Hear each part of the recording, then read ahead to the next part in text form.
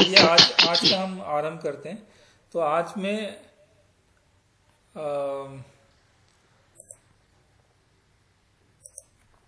हाँ, इसको ले लिए प्रार्थना श्लोक को। हाँ, वर्षा भावना कोई भी प्रार्थना ले लो देवा।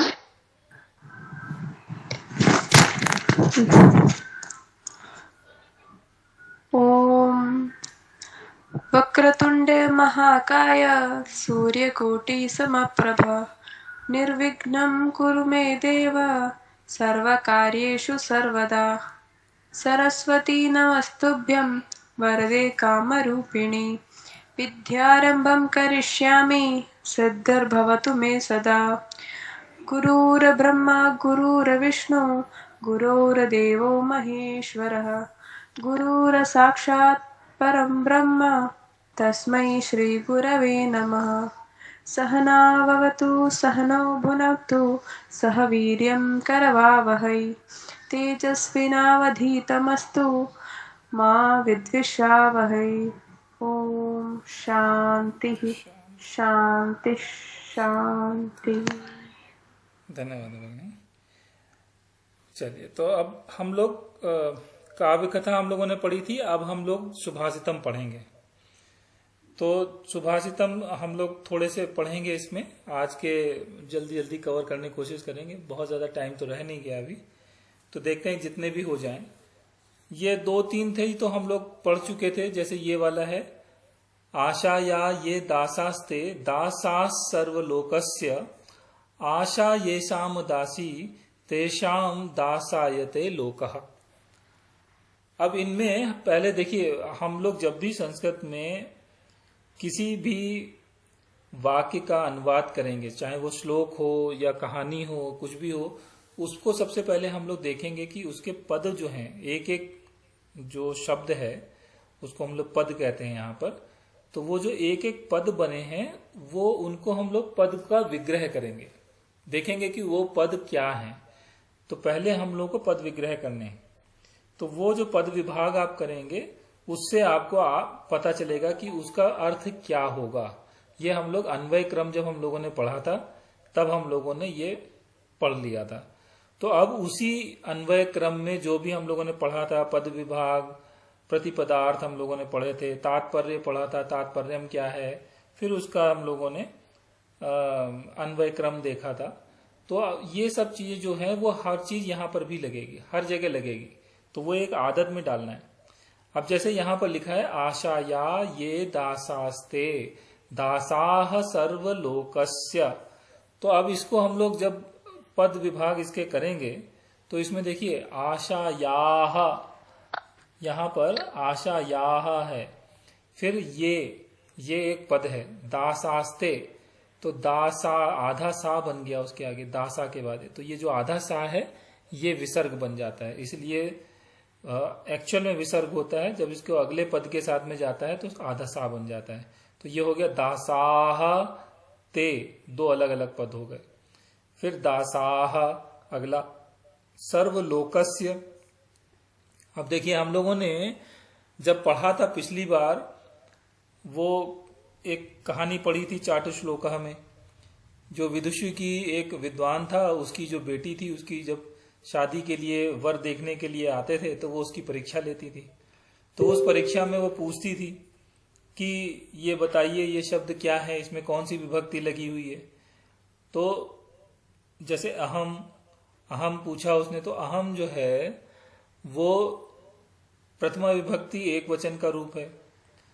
लेकिन हमने ये भी पढ़ा हुआ है कि द्वितीय विभक्ति एक वचन में अधिकतर केस में हम लोग मकार लगाते हैं लास्ट में।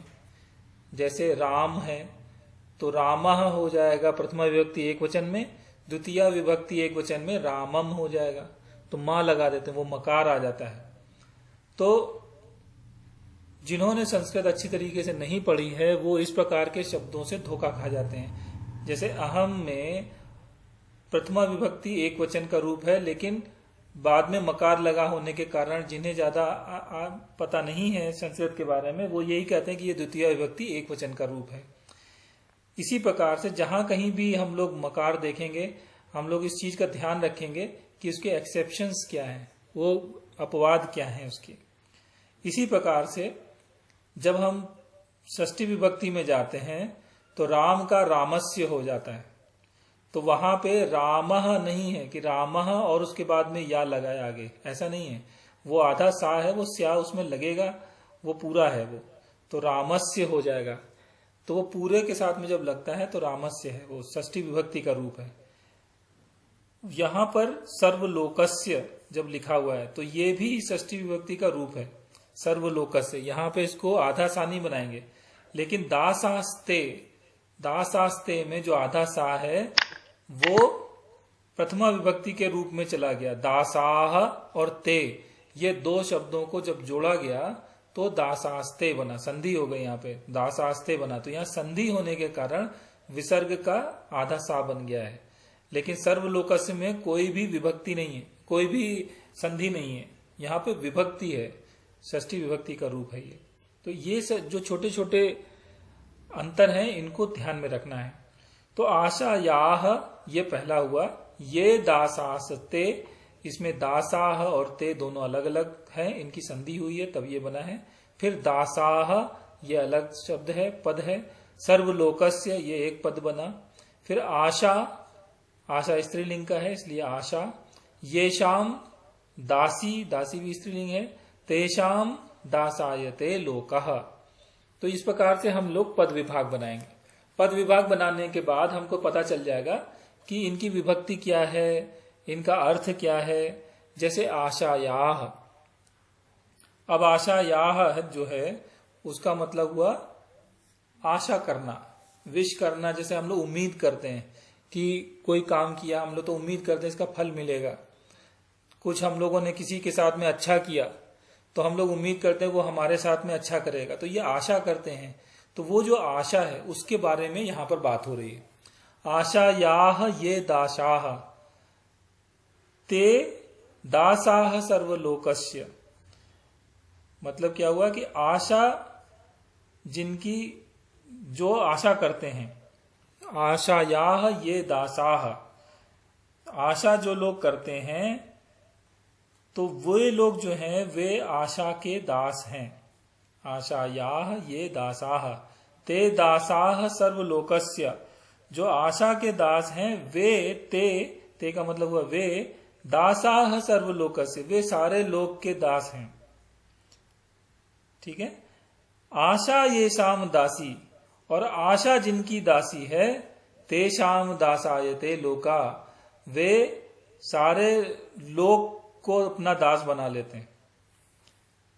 तो यहां पे जो आशा करते हैं उनका कहने का मतलब है कि वो दूसरों के ऊपर डिपेंडेंट होते हैं, रिजल्ट के लिए उन पर निर्भर होते हैं, तो इसलिए वो दूसरों के दास हो जाते हैं। लेकिन जब वो आशा करना छोड़ देते हैं और अपने आप को इतना योग्य बना लेते हैं कि उनको किसी पे डिपेंडेंसी नहीं रहती है, तो वो किसी पे निर्भर नहीं होते हैं, इसलिए उनका कोई कुछ कर नहीं सकता। उनको, उनकी जो सोच है, उनके जो कर्म है वो उनके अपने हो जाते हैं, तो पूरा जो लोक है उनका दास हो जाता है, फिर उनका कहना मानने लगता है, उन दूसरों के ऊपर आपकी डिपेंडेंसी खत्म हो जाती है। तो ये इसका मतलब हुआ। दूसरा देखिए, साधु नाम दर्शनम पुण्यम तीर्थ भूता ही साधवः तीर्थम फलति कालेन सद्यः साधु समागमः। अब इसमें हम लोग फिर से पद विग्रह करेंगे।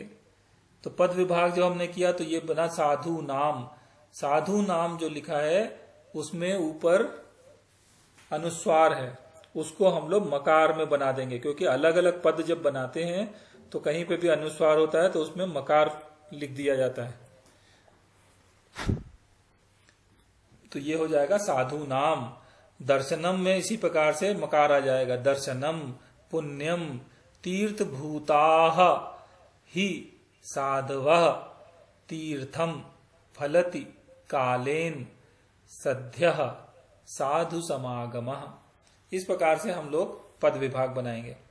अब देखिए पद विभाग हमने बनाए साधु नाम। अब साधु नाम जो है वो शब्द कहां पर है, किस विभक्ति में आता है। अब ये हम लोग षष्ठी विभक्ति में जाएंगे, वहां पर देखेंगे जाके। तो हमको मिलेगा बहुवचन में। तो वो हो गया साधु। साधु कहते हैं किसी को जो शरीफ होते हैं, सज्जन पुरुष होते हैं, उनको बोलते हैं साधु। तो साधु नाम, वो ऐसे सज्जन पुरुष। दर्शनम पुण्यम, उनका दर्शन जो है पुण्य देता है। तीर्थ भूता ही साधवः, तीर्थ भूता का मतलब तीर्थों के समान ही साधवः, साधु का बहुवचन का रूप साधवः। साधु जो हैं वो तीर्थों के समान होते हैं। इसका मतलब ये हुआ तीर्थ भूता ही साधवा का मतलब साधवा ही तीर्थ भूता। तीर्थ भूता का मतलब हुआ कि वो तीर्थों के समान होते हैं। जो साधु तीर्थों के समान होते हैं। जो सज्जन पुरुष हैं वो तीर्थों के समान होते हैं। साधु नाम दर्शनम पुण्यम, इसीलिए साधुओं का जो दर्शन है उससे हमें पुण्य मिलता है। तीर्थम फलति कालेन, तीर्थों का तो जो फल है वो तीर्थों का फल आपको जब तीर्थ घूमने जाएंगे, घूम कर आएंगे, पता नहीं कब आपको उसका फल मिलेगा। हो सकता है इस जन्म में मिले, हो सकता है अगले जन्म में मिले। तीर्थ तो आप घूम लेंगे लेकिन उसका फल आपको जो है थोड़े समय के बाद मिलता है। सद्यः साधु समागमः, सद्य का मतलब अभी, इमीडिएट। साधु समागमः, साधुओं के दर्शन से जो पुण्य मिलता है वो उसी समय मिल जाता है, तुरंत मिलता है। इसीलिए कहते हैं कि साधुओं के दर्शन करने चाहिए, उनकी जो वाणी है वो सुनना चाहिए, उनके साथ में अगर समय बिता सकते हैं तो बिताएं।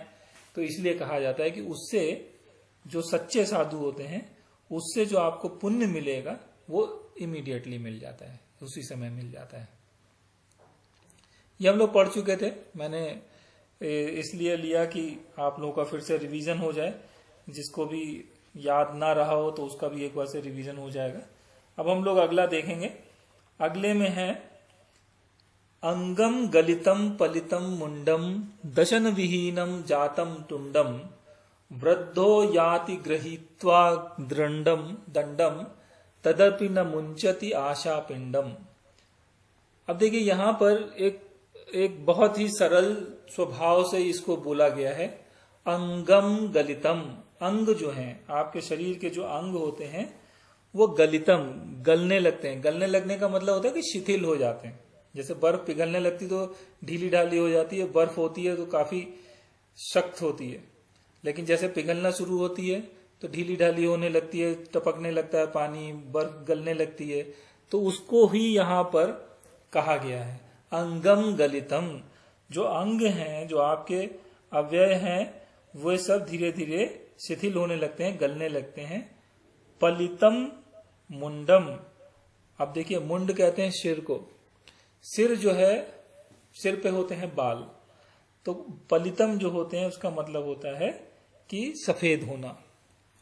तो बाल सफेद हो गए। मुंडम पलितम का मतलब हुआ सिर सफेद हो गया है, या उसको कह सकते हैं कि सिर के बाल सफेद हो गए हैं।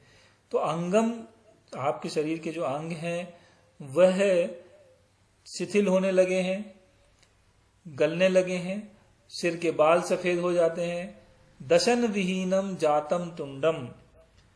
अब दशन विहीनम का क्या मतलब हुआ कि जो दशन विहीनम का मतलब जो दांत होते हैं, दशन का मतलब दांत, दशन विहीनम मतलब उसके दांत विहीन हो गए, मतलब दांत नहीं है उसके, दांत विहीनम।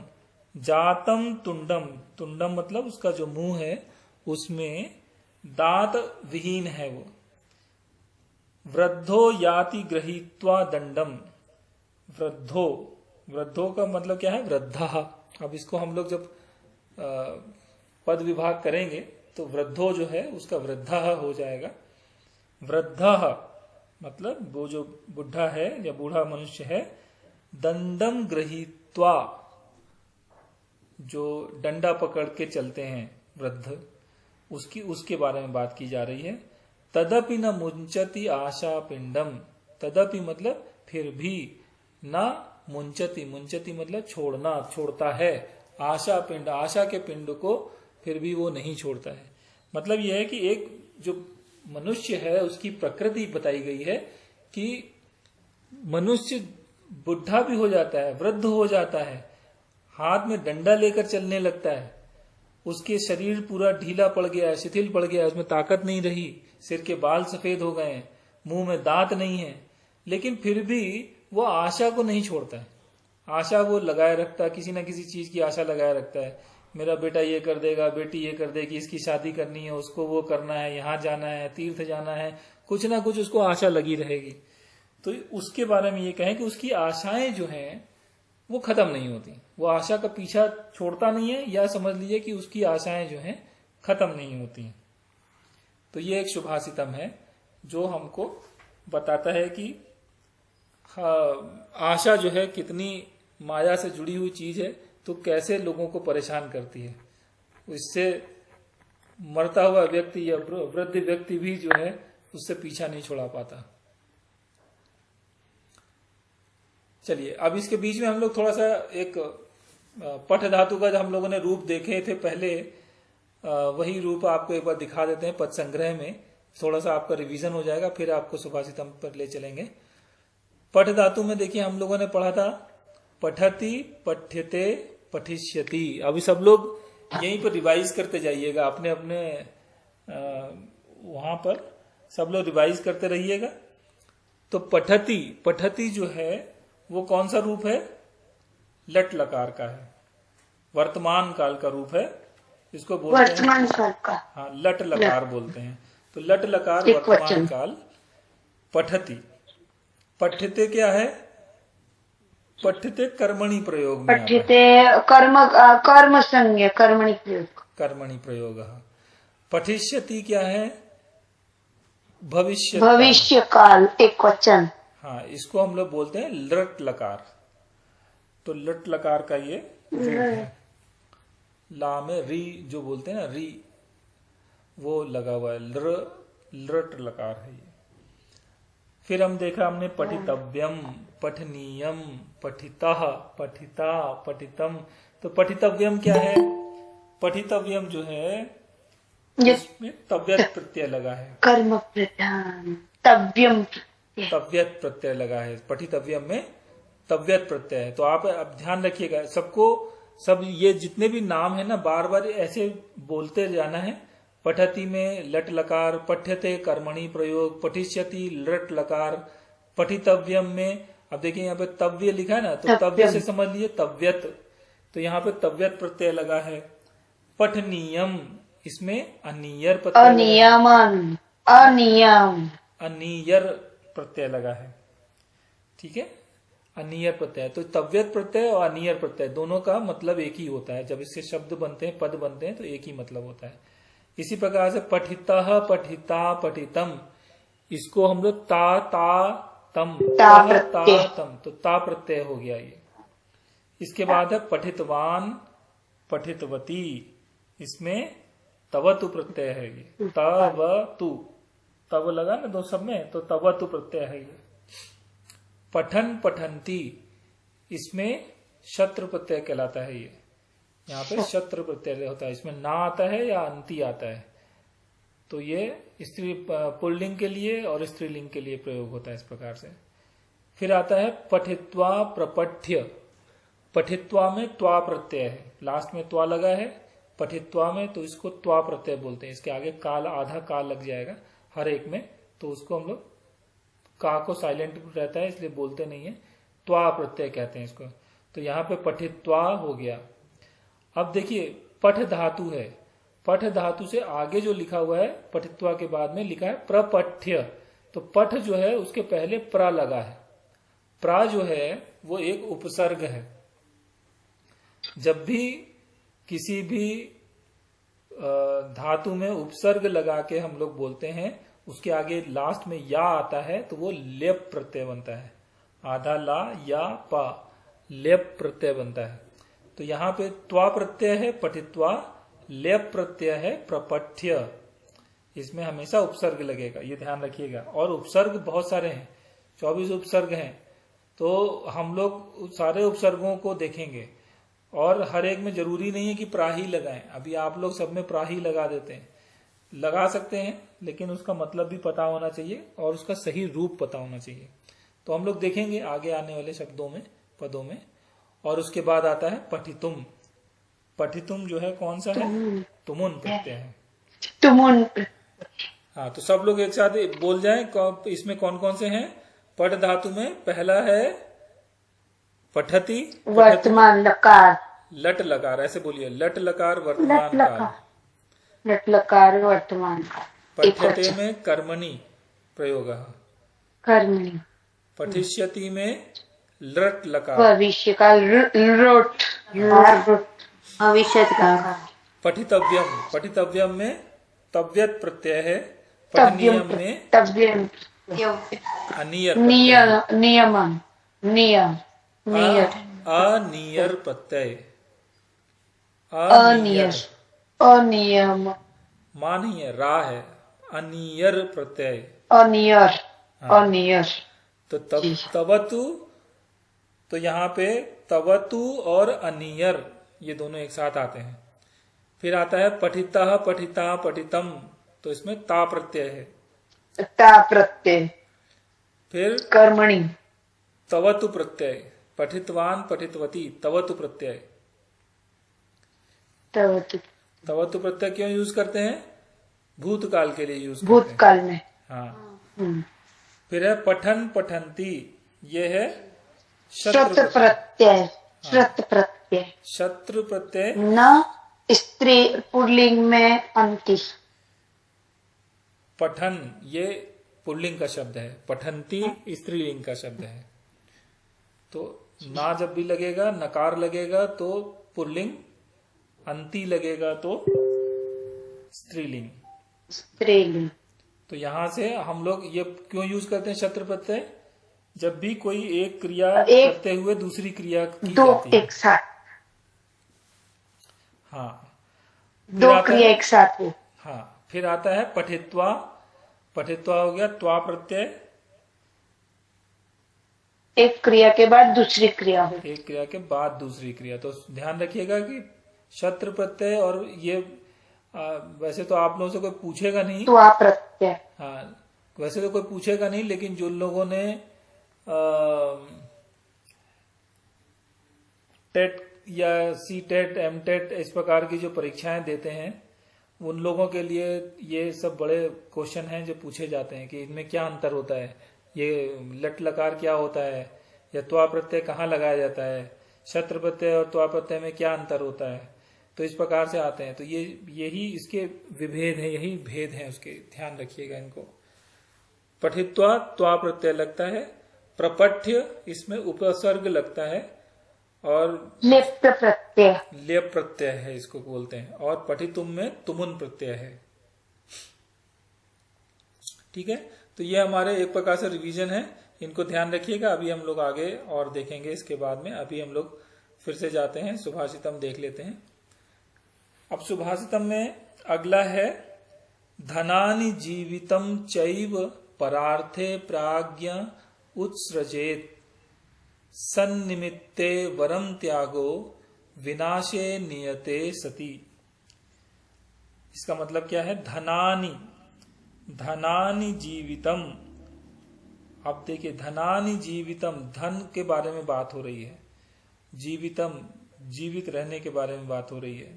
च ऐव, अब इसको च और ऐव अब पद विभाग कर रहे हैं, तो च ऐव परार्थे, परार्थे ये एक वर्ड हो गया, पर प्लस अर्थे करके परार्थे बनता है। प्राज्ञा उत्सृजेत सन निमित्ते वरम त्यागः विनाशे नियते सति। ये इस प्रकार से इसके अलग अलग पद बन जाएंगे। अब इन पदों ये में विसर्ग प्राज्ञ के पीछे कैसे आ गया? प्राज्ञ, विसर्ग वहां से गायब हो जाता है, जब लिखते हैं तो उसका लोप हो जाता है। तो यहाँ पर इसीलिए आपको बताया जा रहा है कि प्राज्ञा, इसमें आपके पास विसर्ग लगेगा। ये प्रथमा विभक्ति में चला जाता है, एक वचन का रूप है, तो वहां पर आता है। ये कैसे पता चलेगा कि ये प्रथमा विसर्ग आ गया इसमें? ये आपको विसर्ग संधि अभ्यास। से पता चलेगा। विसर्ग से। हाँ, तो ये संधियां जो पढ़ाई गई हैं, संधियों में ये सब पढ़ाया गया है। तो वहां पे विसर्ग संधि जब आप देखेंगे तो उसमें ही आपको मिलेगा कि कहाँ पे विसर्ग का लोप हो जाता है। ठीक है, और वहां से पढ़ के फिर आप सुभाषितम पढ़ेंगे। इसीलिए पहले संधियां पढ़ाई गई थी, वहां से पढ़ के जब आप इधर आएंगे तो आपको वो याद रखना है, तब आपको समझ में आएगा कि यहाँ क्यों उसका लोप हो गया। इसीलिए अभी जब अलग से पद बनाएंगे तो उसमें हमको लिखना है। ठीक है, तो अब यहाँ पर देखिए धनानी, धनानी तो बहुवचन का रूप हो गया। ये आपके पास जो धन है, संपत्ति है, उसके बारे में है बात हो रही है। जीवितम, जीवित के बारे में बात हो रही है। चाइव, जीवन भी, और उसके बारे में बात हो रही है। प्राज्ञ, प्राज्ञ ये बोलते हैं जो विदुषी पर्सन होते हैं, विद्वान लोग जो होते हैं, उनके बारे में जब भी बात करते हैं तो उनको प्राज्ञ के नाम से कहते हैं, पुकारा जाता है। उत्सृजेत, उत्सृजेत का मतलब छोड़ने से होता है, तो मतलब छोड़ देना चाहिए, इस प्रकार से मतलब हुआ उसका। तो धनानि जीवितम चै परार्थे प्राज्ञ उत्सृजेत, ये पहली लाइन है। दूसरी लाइन है सन्निमित्ते वरम त्यागः विनाशे नियते सति। अब देखिए सन्निमित्ते वरम त्यागः, अब इसका मतलब क्या हुआ? सन्निमित्ते मतलब होगा सत निमित्ते, सत मतलब अच्छे कार्य, अच्छे कार्य जो होते हैं उनके बारे में हम बात कर रहे हैं। वरम त्यागः, अच्छे कार्यों के लिए उनको छोड़ देना चाहिए। वरम त्यागा, उनको छोड़ना अच्छा है। विनाश नियति सती, विनाश के समय। तो कहने का मतलब ये हुआ कि जो अच्छे लोग होते हैं या जो विद्वान पुरुष होते हैं, वे धनानि जीवितम चैव, अपने जीवन और अपनी संपत्ति जो है उनकी, उनका जो धन है उसका भी वो लोग त्याग कर देते हैं। किसके लिए त्याग करते हैं? परार्थे, दूसरों के लिए, दूसरों के कल्याण के लिए वो लोग इनका त्याग कर देते हैं। सन्निमित्ते वरम त्यागः, वो अच्छे कार्यों के लिए इनका त्याग करते हैं। क्यों त्याग करते हैं? क्योंकि विनाशे नियते सती, क्योंकि ये जो है धन और जो जीवन है ये हमेशा इनका नियते, नियत का जो कहते हैं ना नियति, तो नियति का मतलब होता है कि ये संभव है, यही होना है, कहते हैं ना ये नियति है, ये होके रहेगा, तो इसकी पूरी संभावना है, ये होता ही है। धन और जीवन जो है ये नष्ट ही होता है, ये विनाश होता है, इनका नष्ट होता है। तो इनका जो है मोह नहीं करना चाहिए। अच्छे कार्यों के लिए इनको छोड़ देना ही श्रेयस्कर है। कि अगर हमारे पास कोई हम लोग को अच्छा कार्य करने का मौका मिल रहा है और हम कह रहे हैं कि नहीं हमारे पास पैसा नहीं है, हमारे पास समय नहीं है, ये सब जो है चीजें नहीं करनी चाहिए, क्योंकि ये तो आने जाने वाली चीजें हैं, आती जाती रहती हैं।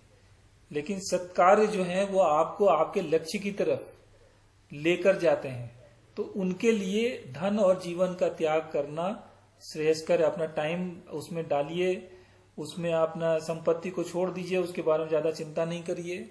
तो ये उसका मतलब है कि एक अच्छा सज्जन पुरुष जो है उन लोगों को इन चीजों का त्याग कर, इनसे मोह नहीं रखना चाहिए, क्योंकि उससे बड़ा उद्देश्य आप करने जा रहे हैं। तो ये इस शुभासितम का अर्थ है। क्योंकि देखिए संसार की सारी चीजें जो हैं वो कहते हैं ना क्षण भंगुर हैं, या काल के साथ में सब खत्म हो जाता है। आपके अच्छे कार्य जो हैं वही आपके साथ जाते हैं दूसरे लोक में। तो इसलिए ये शुभासितम कहा गया है कि इन सब चीजों का मोह नहीं करना चाहिए। मेरा पैसा, मेरा समय, मेरा ये, मेरा वो, इन सब चीजों का मोह नहीं करना चाहिए। अपने अच्छे कार्य करिए, उनके लिए बाकी चीजों का त्याग करिए। ये जब आपके दिमाग में बैठ जाएगा तो आपको उसका पुण्य मिलेगा, लाभ मिलेगा, उसका फल आपको मिलेगा। चलिए उसके बाद हम लोग देखते हैं एक अगला सुभाषितम देखते हैं। उसमें सुभाषितम में क्या है? श्लोकार्धेन प्रवक्ष्यामि, श्लोकार्धेन प्रवक्ष्यामि यदुक्तम ग्रंथ कोटिभिः परोपकारः पुण्याय पापाय परपीडनम। अब देखिए मैं पढ़ता हूं तो मैं धीरे धीरे इसलिए पढ़ता हूं कि आप लोगों को शब्द जो लिखे हुए हैं उनको कैसे अपने दिमाग में अलग अलग करके रखना है, कैसे पढ़ना चाहिए आपको, वैसे ही आप जब पढ़ना सीख लेंगे, बोलना सीख लेंगे, तो अर्थ आपको समझ में आने लगेंगे। श्लोकार्धेन, श्लोक अर्धेन, श्लोकार्धेन, ये आपकी संधि यहां पे लगी है।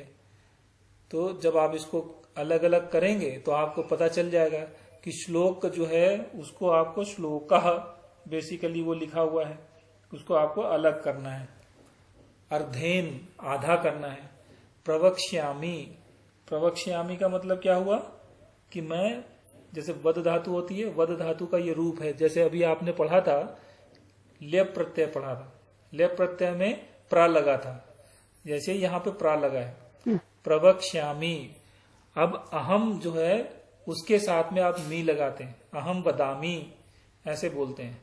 ऐसे अहम प्रवक्ष्यामि, प्रवक्ष्यामि ये आपका बन गया भविष्यत काल, लट लकार में बन गया। उत्तम पुरुष के लिए, एक वचन के लिए आपका बन गया ये रूप। तो मतलब हो गया कहना, मैं कहूंगा। तो श्लोकार्धेन, श्लोकार्धेन का मतलब आधा श्लोक, आधा श्लोक। श्लोकार्धेन, अर्ध के बाद में अर्धेन होगा। राम का जब रूप लेते हैं तो रामेण हो जाता है, ऐसे ही अर्ध का जब रूप लेंगे तो अर्धेन हो गया। रामेण का मतलब क्या हुआ, राम के द्वारा। यहां पर क्या हुआ, आधे श्लोक के द्वारा। श्लोकार्धेन प्रवक्ष्यामि, मैं कहूंगा, आधे श्लोक में मैं बात कहूंगा। यदुक्तम, जो कहा गया है, कहाँ कहा गया है, ग्रंथ कोटिभिः। तो ये दो शब्दों से मिलकर बना हुआ है, ग्रंथ कोटिभिः। इसका मतलब, कोटि का मतलब होता है करोड़ों, कोटि का मतलब होता है करोड़ों। ग्रंथों के द्वारा जो कहा गया है वह मैं आधे श्लोक में कहूंगा। परोपकारः पुण्याय पापाय परपीडनम, मतलब क्या हुआ, परोपकारः, परोपकारः का मतलब हुआ दूसरे का उपकार करते हैं। तो पर उपकारः से मिलके बना है परोपकारः। यहाँ पे भी आपकी संधि लगी है। अब आप देखिएगा, पर और उपकारः, इनके बीच में कौन सी संधि लगी है, तो आ और ऊ मिलके ओ हो गया। तो ये आपको संधियों के नाम याद आ जाने चाहिए कि कौन सी संधि में ऐसा होता है। वो देखिएगा, सारी संधियां, स्वर संधि लगी है। परोपकारः, दूसरों के लिए, दूसरों का उपकार करते हैं। पुण्याय, राम का रूप चलता है रामाय, ऐसे ही पुण्याय, पुण्य, पुण्य देने वाला। पापाय, पाप देने वाला, पाप जो होता है। परपीडनम, परपीडनम का मतलब होता है दूसरे को, पर का मतलब दूसरा, पीडनम मतलब पीड़ा देना, तो दूसरे को पीड़ा देना। तो यहां पर कहने का ये मतलब है कि इसका तात्पर्य इतना है कि जो ग्रंथ हैं आपके, जो आपकी किताबें हैं, ग्रंथ हैं, उनमें जो कुछ भी कहा गया है वो बहुत सारे शब्दों में कहा गया है।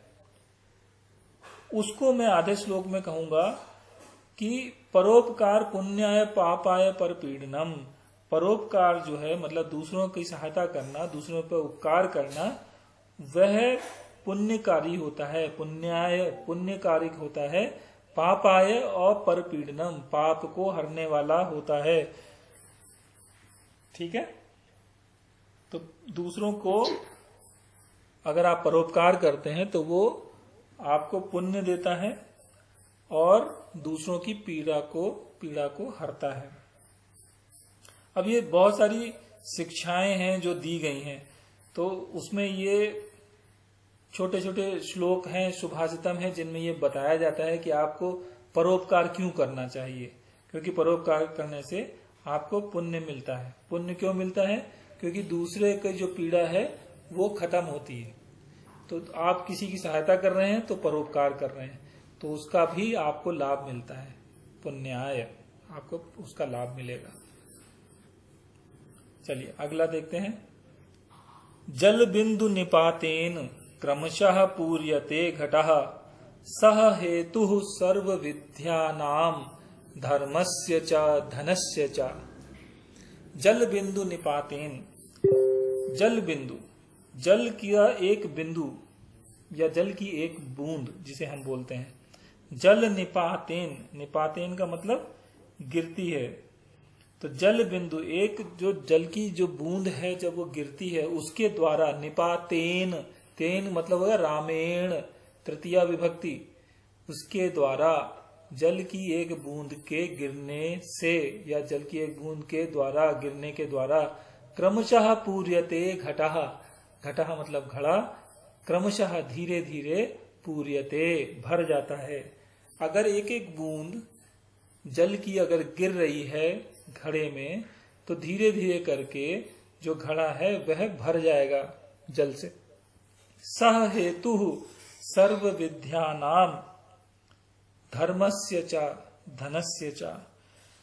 इसी प्रकार से सह हेतु, इसी प्रकार से यही जो नियम है, सर्व विद्यानाम, विद्या जो है सर्व विद्यानाम, सारी विद्याएं जो हैं, धर्मस्य च धनस्य च, और धर्म, और धर्म का मतलब बेसिकली पुण्य है, यहाँ पे आप उसको धर्म कह लीजिए, धनस्य च, और जो धन है, यही नियम इन पे भी लगता है। तो कहने का मतलब हुआ कि जैसे जल के जो बूंदे हैं वो धीरे धीरे एक एक करके गिरती रहती हैं और धीरे धीरे करके घड़ा भर जाता है, उसी प्रकार से जब आप अपना अच्छे कर्म करते हैं, जब आप पुण्य करते हैं, धीरे धीरे करके आपको उनका लाभ मिलता जाता है और वो भी आपके साथ एकत्रित होते रहते हैं। तो उसमें आपको लग रहा है कि एक बूंद से क्या होगा, इतने जरा से काम करने से मेरा क्या होगा, एक बूंद से घड़ा थोड़ी भर जाएगा। लेकिन होता यही है कि समय के साथ में धीरे धीरे एक एक बूंद से ही वो घड़ा जैसे भर जाता है, वैसे ही जब आप अच्छे काम करते हैं, जैसे आपका धन है, आप अगर एक एक रुपया भी अगर रोज जोड़ेंगे तो आपके पास एक साल में 2 साल में पैसा बढ़ता जाएगा। आप 10-10 रुपए जोड़ेंगे और बढ़ जाएगा। डेली अगर आपके पास पैसा जुड़ता जाएगा तो पैसा जो है काफी ज्यादा हो जाएगा, समय के साथ में बढ़ता जाता है। ऐसे ही जो धर्म है, पुण्य है या विद्या है, विद्या जैसे आपने लिया तो आपका जो ज्ञान है, विद्या का मतलब ज्ञान है, अगर आप थोड़ा थोड़ा अगर रोज पढ़ते रहें, ज्ञान लेते रहें, बांटते रहें, तो आपका जो ज्ञान है थोड़े समय के बाद बढ़ जाएगा। तो वही नियम जो आपका जल की बूंदों का घड़े के साथ में उसका नियम है, वही नियम यहाँ पर भी लगेगा। वो चाहे आपकी विद्या हो, वो धर्म हो या वो धन हो। ठीक है, तो इसलिए सत्कर्म जो है, अच्छे काम जो है, वो हमेशा करते रहने चाहिए, इसका यह अर्थ है। ठीक है, क्लियर हो गया होगा मतलब इसका।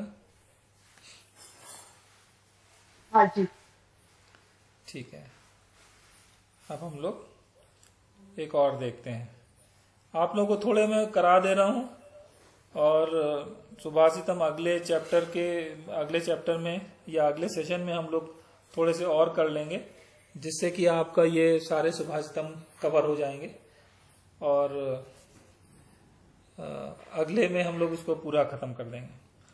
स्वभावम न जहात्येव साधुरापदगतोपि सन कर्पूरः पावक स्पृष्टः सौरभम लभते तराम। अब देखिए, पढ़ने में थोड़े कठिन लगते हैं, लेकिन जब आप उसको पद विभाग बनाएंगे, इसके पद विग्रह करेंगे, तो आपको धीरे धीरे अर्थ समझ में आने लगेंगे। इसीलिए सुभाषितम कराए जा रहे हैं कि आप लोगों को अन्वय क्रम जैसे बताया गया था, अन्वय कैसे करना है, वैसे ही आप करते जाइए, पद विभाग करिए। अब देखिए, स्वभावम, स्वभावम पहला बना, ना जहाति एव। अब यहां पे देखिए, जहाति और एव, ई और ए मिलके ए बन जाते हैं, जहात या बन जाता है वहां पे, तो जहात्येव।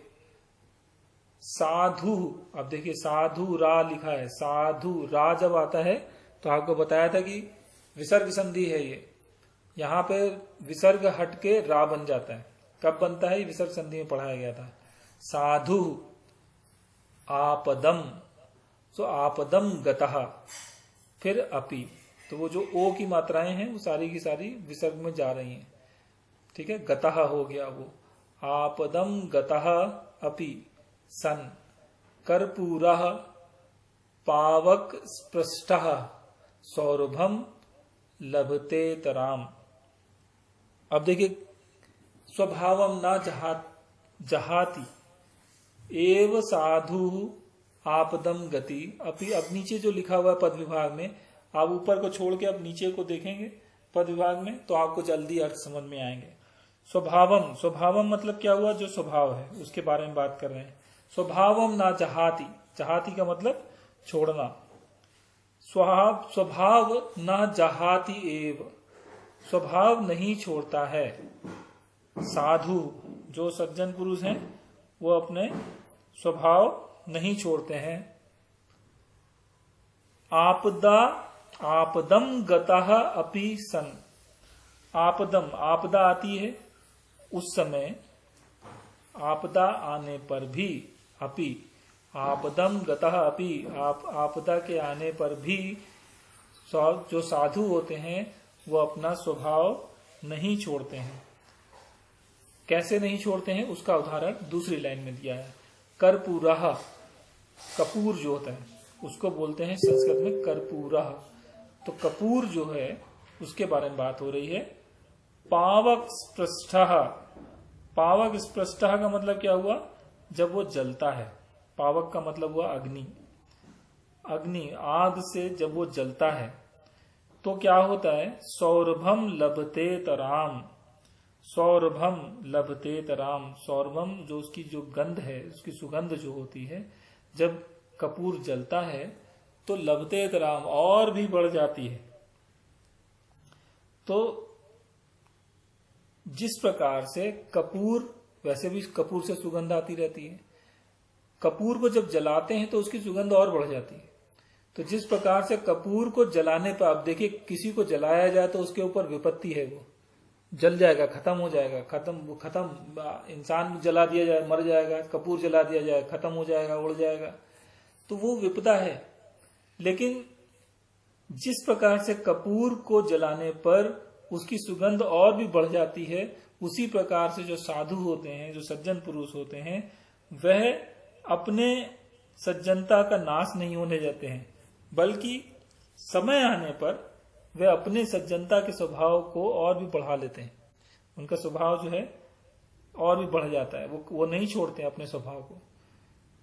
तो ऐसे ही हम लोगों को रहना चाहिए। यह नहीं कि विपत्ति आई तो हम लोग दूसरे पाले में चले गए, कुछ हमारा बिहेवियर, हमारा स्वभाव बदल गया, हम किसी का भला कर रहे थे नॉर्मल में, विपदा आई तो हम लोग भाग लिए वहां से, देखा जाएगा बाद में।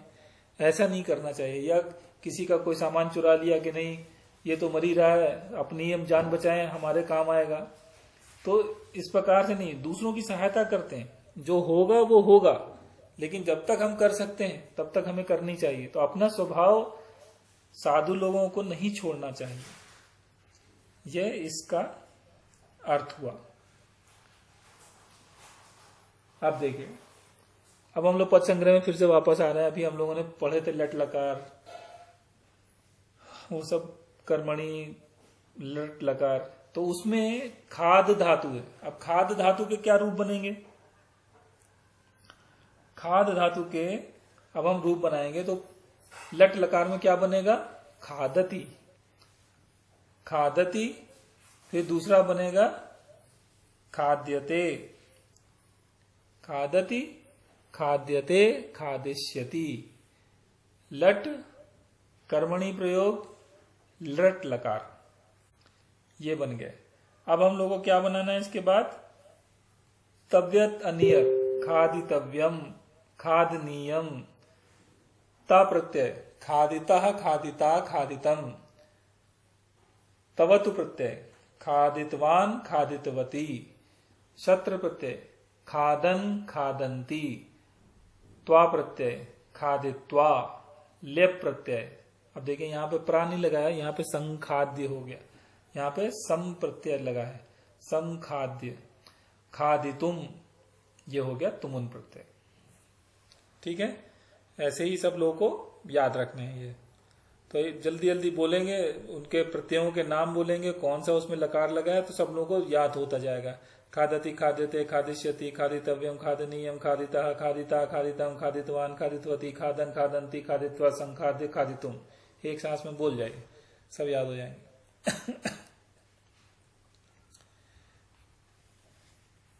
ठीक है, अब ये लास्ट के दो हैं। और गुणेषु क्रियताम यत्नः किमाटोपैः प्रयोजनम विक्रियन्ते न घंटाभिर्गावः क्षीर विवर्जिताः। अब देखिए गुणेषु, गुणेषु क्या है? गुण जो है, गुणों के बारे में बात कर रहे हैं। अब गुण, गुणेषु, अब शु जो है वो आता है सप्तमी विभक्ति के बहुवचन में। ठीक है, राम का हो जाता रामे, फिर हो जाता रामेशु। तो राम, रामे, रामयो, रामेशु। ऐसे ही यहाँ पे गुण का हो जाए गुण, गुणे, गुणेशु। तो गुणेशु हो गया, तो मतलब गुणों पर या गुणों में, गुणों को जो लास्ट में आता है वहां उसकी बात हो रही है। क्रियताम यत्नः, गुण जो हैं उनके लिए क्रियताम यत्नः, यत्न का मतलब तो प्रयत्न करते हैं, जो कोशिश करते हैं, क्रियताम करते हैं, गुणों के लिए कोशिश करते हैं।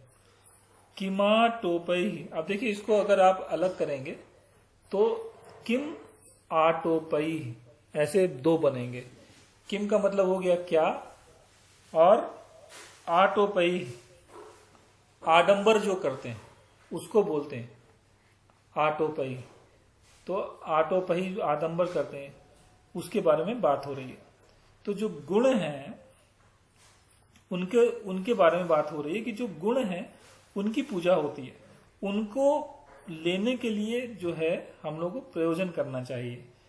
प्रयोजन का मतलब उनका हम लोगों को कोशिश करनी चाहिए कि हम लोग को अच्छे गुण हमारे को मिले, और उन गुणों का ही महत्व होता है।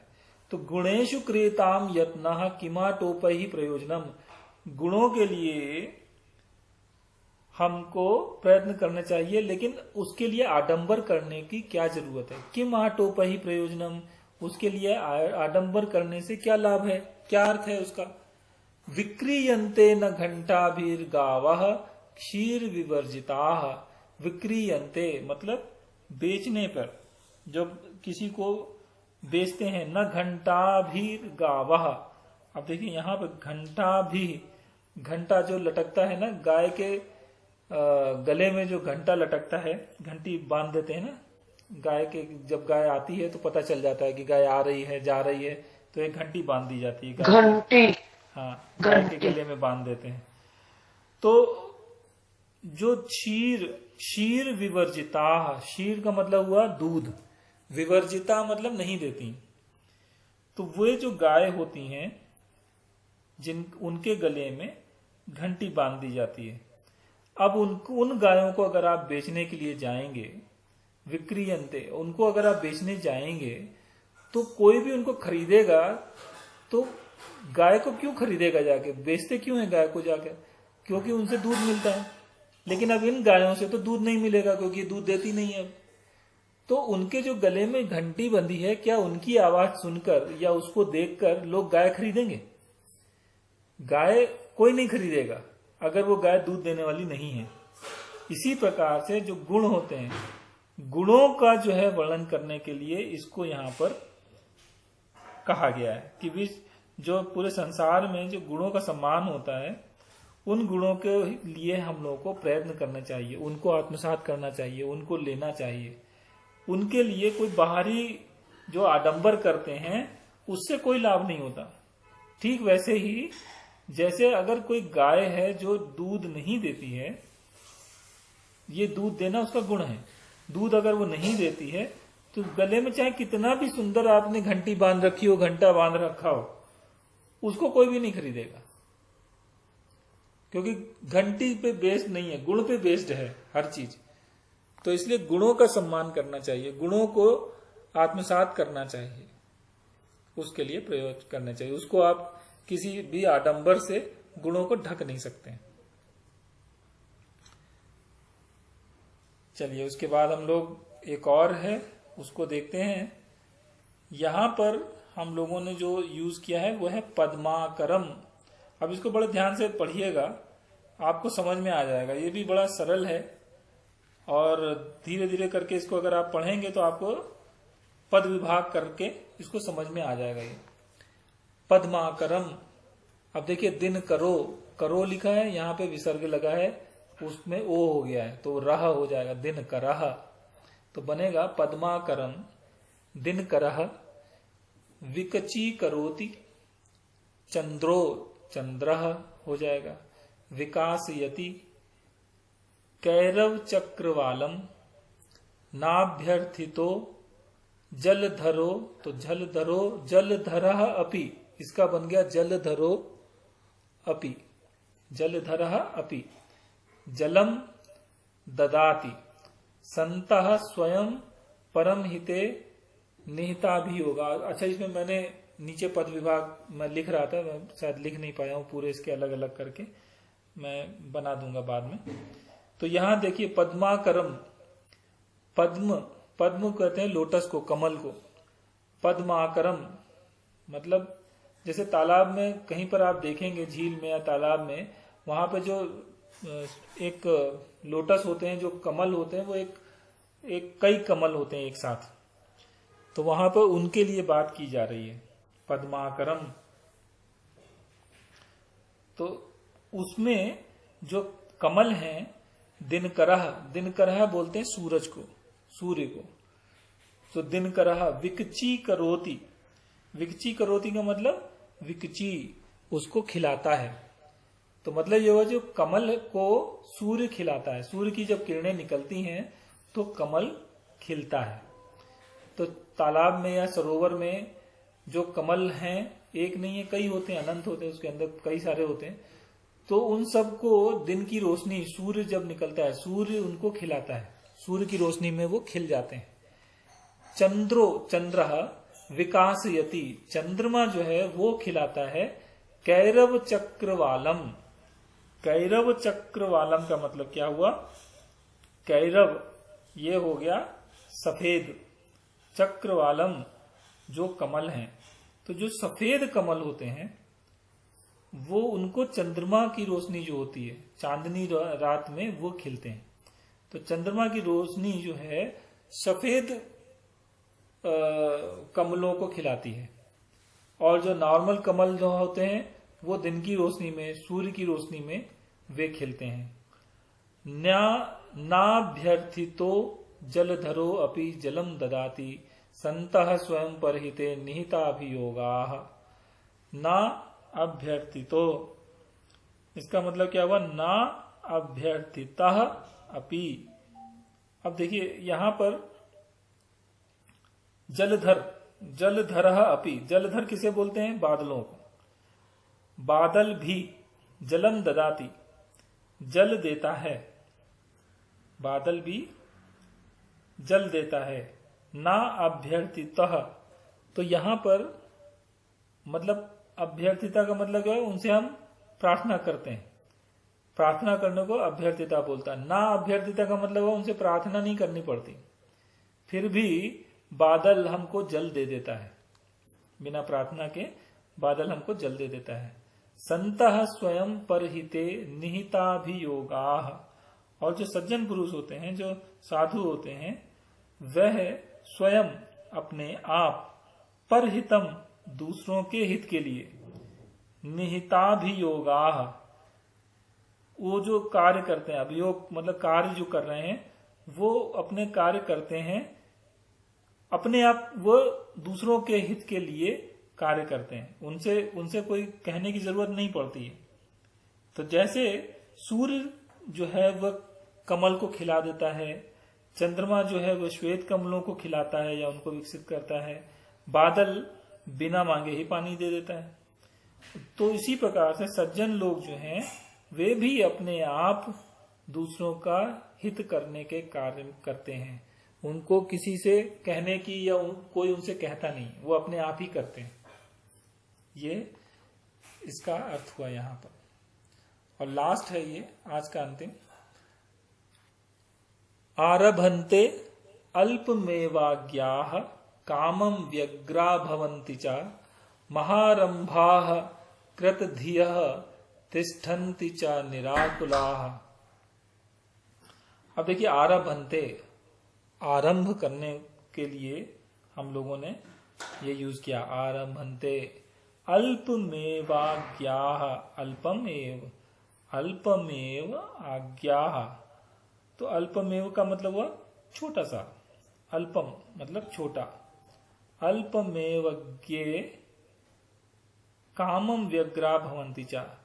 अगर कोई काम शुरू करते हैं, अज्ञा का मतलब होता है अज्ञानी, तो जो अज्ञानी लोग होते हैं वो छोटा सा काम भी अगर वो शुरू करते हैं और कोई प्रॉब्लम हो जाती है तो वो चिंताग्रस्त हो जाते हैं, उनको व्यग्र हो जाते हैं, उनको समझ में नहीं आता कि आगे क्या करें। छोटा सा काम शुरू करते ही उनकी परेशानियां शुरू हो जाती हैं कि कैसे होगा, क्या होगा, कैसे करेंगे, हाथ पैर ढीले हो जाते हैं। महारंभा, महा मतलब बड़ा, आरंभा बड़े कार्य को जो करते हैं, तो महारंभा कृत धियः, जो विद्वान लोग हैं, जो मनुष्य हैं, वे लोग जब बड़े कार्य करते हैं, तिष्ठन्ति चा निराकुलाः, तब भी वे निश्चिंत रहते हैं। तो जो अज्ञानी लोग हैं, छोटे से कार्य को भी शुरू करके वे बहुत व्यग्र हो जाते हैं, चिंताग्रस्त हो जाते हैं।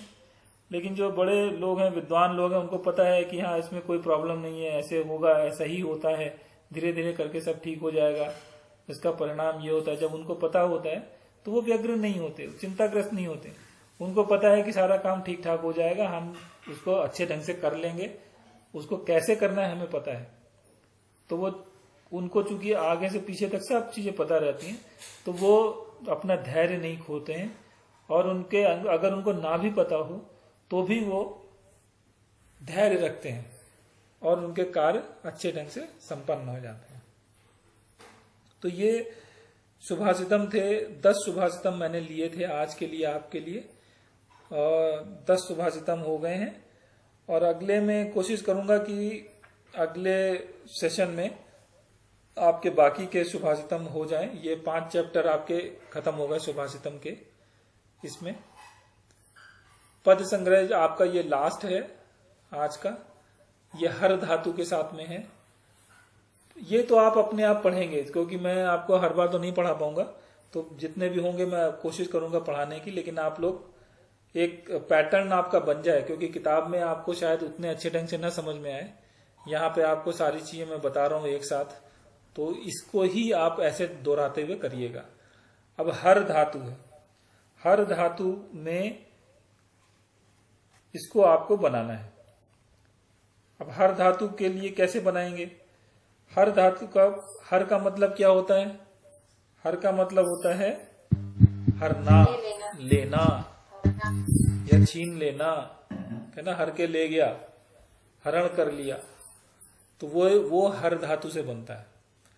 अब इसका अगर हम देखिए, अब फिर हमको वही सारे बनाने हैं, लट लकार, कर्मणि प्रयोग, फिर लट लकार, फिर तवत प्रत्यय, वही हमको अनियर प्रत्यय ऐसे बनाने।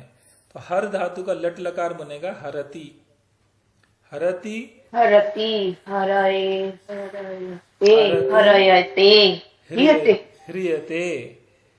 तो यहाँ ध्यान रखिएगा, ह्रिय हर जो है ना, ये आगे चला जाता है, ह्रियते हो जाता है। फिर भविष्यत काल, इसमें लट लकार में हरिष्यति, हरति ह्रियते हरिष्यति। इसका जब रूप बनेगा, तव्यत प्रत्यय लगाएंगे तो बनेगा हर्तव्यम, हरणीयम। त प्रत्यय में हृतः, हृता, हृतम। फिर तवतु हृतवान, हृतवती। शत्रु प्रत्यय हरन, हरंती। त्वा प्रत्यय हृत्वा। लेप प्रत्यय परिहृत्य, और तुमुन प्रत्यय में बनेगा हरतुम। तो इनको याद के लिए बार बार बोलेंगे तो अपने आप ये सब शब्द याद हो जाएंगे। फिर आप अपने आप याद सोच के जब बोलेंगे ना, तब आपको अपने आप ये निकलने लगेंगे। पहली बार पता तो होना चाहिए कि क्या होता है रूप, तो यहां से आपको रूप पता चल रहे हैं। हरति हृते हरिष्यति हर्तव्यम हरणीयम हृतः हृता हृतम हृतवान हृतवती हरन हरंत्री हृत्वा परिहर्त्य हर्तुम। तो इस प्रकार से जल्दी जल्दी बोल के सबको याद करिएगा और याद रखिए कि कौन सा लकार है कौन सा प्रत्यय लगा हुआ है, उसको ही उसी क्रम में याद रखिए जिस क्रम में ये है। फिर उन सबको धातु अलग अलग करते जाइए, बोलते जाइए सब लोग, तो अब आप सबको पूरे के पूरे रूप बन जाएंगे। तो यहाँ पर जो दिए हैं देखिए 9 दिए हैं लाइनों में, लेकिन है ज्यादा। हरति लट लकार में, हृदय जो है ये कर्मणि प्रयोग है, हरिष्यति ये तीसरा है, भविष्यत काल में लट लकार में है, चौथा है हर्तव्यम, ये हो गया आपका तवतु प्रत्यय। फिर अन्नियर प्रत्यय, अन्नियर प्रत्यय देखिए आपका अलग हो गया, तो कितने हो गए आपके, अब 5 हो गए ये। इसी प्रकार से जब आप तव्यत प्रत्यय अन्नियर प्रत्यय हो गया, फिर ता प्रत्यय है, ये तीनों ता प्रत्यय में आते हैं, ये आपका छठा रूप हो गया। फिर हृतवान हृतवती ये तवत प्रत्यय हो गया, तो ये हो गए 7। फिर शत्र प्रत्यय हो गया 8, हृत्वा ये त्वा प्रत्यय हो गया, ये हो गया 9, परिहृत्य ये हो गया लेप प्रत्यय, तो ये हो गया 10, हरतुम ये हो गया तुमुन प्रत्यय। ठीक है, तो इस प्रकार से 11। तो ये जो 11 रूप हैं, आपको ये 11 रूप याद कर लेने हैं और इसी क्रम में याद करिए और अपनी धातुएं करते जाइए, अलग अलग धातु लगाते जाइए। जैसे आप निंदा ले लीजिए, निंद ले लीजिए, नी ले लीजिए, क्रीड़ा है, किताब में आपकी सब दी हुई हैं, उससे आप लोग अपना मिलान कर सकते हैं। लेकिन पूरा बोलना है, जिस प्रकार से मैंने आपको पूरा बोला है, हर लकार का नाम लेना है, प्रत्यय का नाम लेना है और उसके हिसाब से सबको बोलना है। किताब में आपको इस प्रकार से नहीं दिया मिलेगा, तो आपको पूरा पैकेज करना है। ठीक है, चलिए आप खत्म कर दें और कोई प्रार्थना श्लोक ले लीजिए।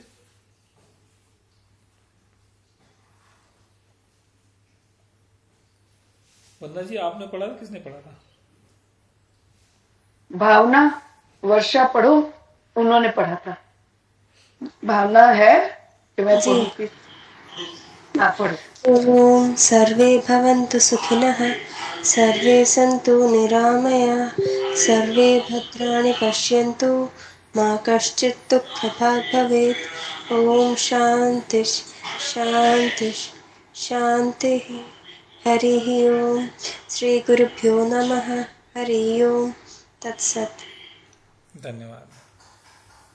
ठीक है, किसी को कोई डाउट है, कुछ पूछना है तो पूछ सकते हैं, वरना फिर हम सेशन यहीं समाप्त करते हैं।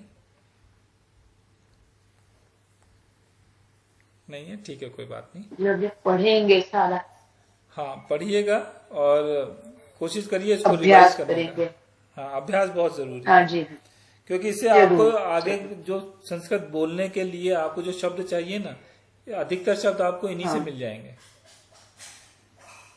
ठीक है, तो अधिकतर आपके वाक्य बनने शुरू हो जाएंगे अगर ये अच्छे तरीके से याद कर लिया, तो आप लोगों को फिर परेशानी ज्यादा नहीं आएगी। ठीक है, चलिए फिर हम समाप्त करते हैं आज का सेशन यहीं पर, फिर अगले सप्ताह मिलेंगे। धन्यवाद, पुनः मिलामा, शुभ रात्रि। नमो नमः।